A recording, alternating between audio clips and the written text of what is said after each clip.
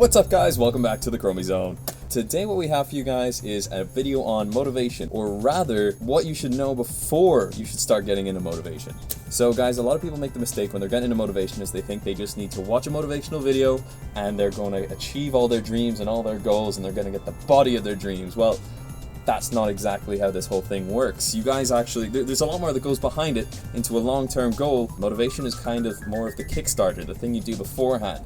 And it won't carry you very far because, as you guys all know, I'm very sure that it's very apparent that motivation comes and goes. So as a result, a lot of people do motivation very, very, very wrong, and it can actually be more harmful to your goals than it can be actually beneficial to your goals. The reason for this video, or the reason for motivation, kind of came across because a lot of people were asking me, how do we have the energy, and how do I have the energy to keep doing all this kind of...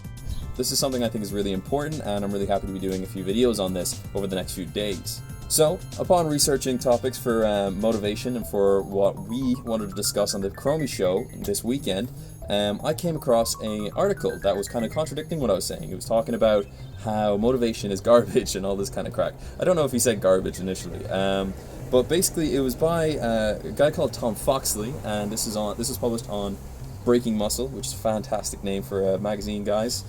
And essentially what he was saying is motivation is garbage because it comes and goes, and everyone tries to look for motivation and they don't realize that's where they're screwing up. Because motivation comes and goes, it's really not a reliable thing to have, or a reliable source of energy for a long-term goal. If your goal is quite short-term and you really have no care in the world about what's going to happen in a few years down the line, you only care about what happens tomorrow, that's completely fine. This video might not be for you, you might not need to know about this, but if you do, I recommend staying and learning because it's quite important. Realistically, to actually go in the long term, what you need to do is you don't abide by motivation and sporadic moments and rely on that. You actually have to rely on a system, a series of boundaries and rules that you set in place for you to continue with that. And in a sense, you kind of have to enjoy these rules a little bit, or they have to at least not be complete hell, because otherwise you're just not going to be happy. And creating a system isn't actually the happiness thing, it's more of just how you can get there and how you can finally get to the end of that. But more importantly as well, when you develop a system, it means you're putting care into the thing you're going to be doing most,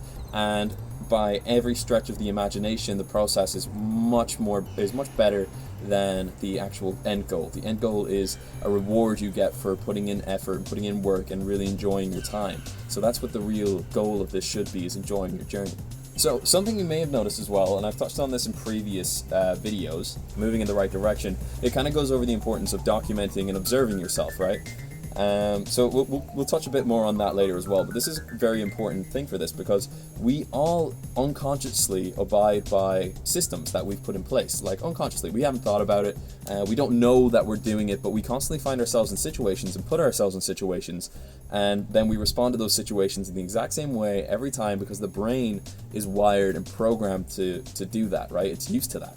So what we can do is, like, the subconscious mind is far more influential over your world and your conscious mind than you actually really think. So when motivation comes, you put such a small hole in that unconscious mind, and it's not really breaking anything, it's not really changing anything, and the second that motivation goes, the unconscious mind comes back and it takes over, which is why it's really important to start learning how the unconscious mind works and learning how you can adapt that to suit your needs and to achieve your goals. So Tom actually had a really cool kind of like analogy, or a really cool system essentially, to kind of explain this and to train this. So it's called his PACE principles, right? So he's got 4 principles. Starting with P, we have perspective. So this one, again, like everything he said in this article just completely rang with me. I absolutely loved it. Perspective, right? You need to be able to see things from an unbiased perspective. You need to be able to almost objectively look at things. It's almost impossible to completely objectively look at something that's as complicated as your mind, but you have to be able to look at a situation, for example, one that could feel shit in the moment, but think about it, you know those situations where, like, I hope we laugh about this in 10 years time. That kind of thing. That's a whole shift in perspective. You need to be able to do that in everyday situation. You need to be able to see the silver linings in everything. And not everything, but as much as you can, because when you start doing this, it almost, you create motivation in yourself constantly, and that motivation turns into energy, and then that turns into discipline, right? And the second one then is awareness, and then that's what we're going to be talking about. That's what we were talking about in that moving in the right direction video. Document everything. You document changes in your behavior. You document your behavior first off. You document things that affect your behavior. Once you learn all of this, you can proactively change it, enhance it, and guide yourself in the right direction. When you study yourself and you document things, you start learning the directions and you know where to point that rudder and guide yourself, because your unconscious mind is going to do whatever it does anyway. The best you can do is kind of guide it in the right direction. It sounds kind of scary, like, oh, I don't have control of what I'm doing, but like, it's kind of like that. You're controlled by instincts, DNA,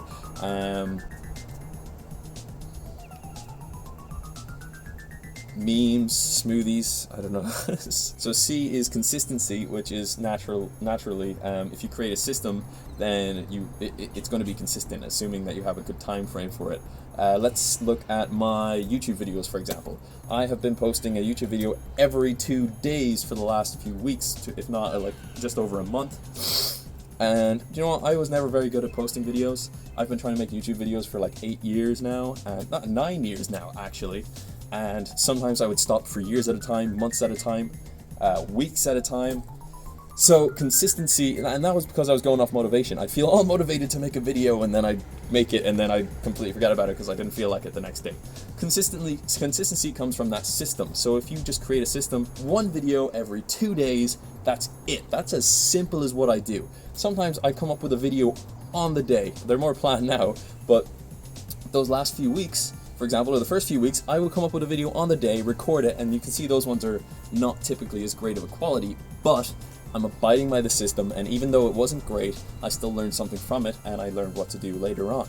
And it improved some other skills, right? So that's what you need from consistency. And with that consistency, eventually, you start turning into something. So the videos start turning into documentaries, and the documentaries start turning into feature films, and like, you know, all this kind of crap, you know? And yourself, you turn into what you do most consistently. And the final one, it kind of wraps all of these together. Embrace the hardship. And that's really important, because if you're feeling like shit or something really bad is happening, and look, whilst it is bad and it really sucks and all that shit really sucks, you gotta just embrace it. You just gotta be like, if you're in it, just be like, okay, there's nothing I can do about it. I just got to deal with it. This is going to make me stronger when I get through it. That's a massive thing.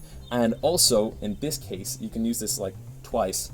And this is kind of another example of what I've been doing this morning for the last few days. I made myself an ice bath that I get into at like 5 a.m. every morning for like 3 days. But the point is you know that's going to suck, right? You know that's going to be hard. You know it's going to be suffering. You know it's going to be a hardship. Right? But if you intentionally embrace a hardship, that's massive, because you've decided to get yourself in the shit, which is very powerful, because if you decided something, your mind unconsciously likes to be consistent, so it's going to just go with it. It's going to be a lot easier to do those intentional hardships, okay? And then you go into that, you sit there, you use your perspective, you use your awareness, you feel how you're feeling, you look at the bright side. When you get out, it's going to be so much warmer in the air. And if you do that consistently, you're going to be a fucking hard ass, and nothing's going to be too difficult, because dunking yourself in a bin of ice cold water is every single morning, really early in the morning, when it's still cold out. I can still see my breath when I get out. It's quite cold. It's really fucking good for your psyche. It buffs you up, right? I've taken to calling it the Poseidon tank now, because every time I get out of it, I feel like a Greek god. I don't look like one. I'm not a Greek god, but you fucking feel it, and you fucking feel really good, and that's motivation, right? And that's I'm going to show you how to use that motivation in tomorrow's video, but that's how you want to use motivation. You want to learn how you can get that motivation, and then you want to predict when you get the motivation so that you can calculate what you're going to be doing or when you're going to be doing it. And if you know how you get the motivation, it means you can make it happen more, which is very important, especially for long term. And you get all that by knowing yourself. All of that being said, guys, motivation is such a massive, massive, massive part of getting through long-term goals for a lot of people, for myself definitely included, because I find when I get motivated, the work is just more enjoyable. And I think you'll probably find that as well. So when it's more enjoyable, you enjoy the journey more, and it's just, again, it's more enjoyable. Enjoyable. It's just something that's really fun. And I like making things fun because realistically, I'm in here to be happy. I'm in here to make other people happy, and that's all I kind of care about doing, really.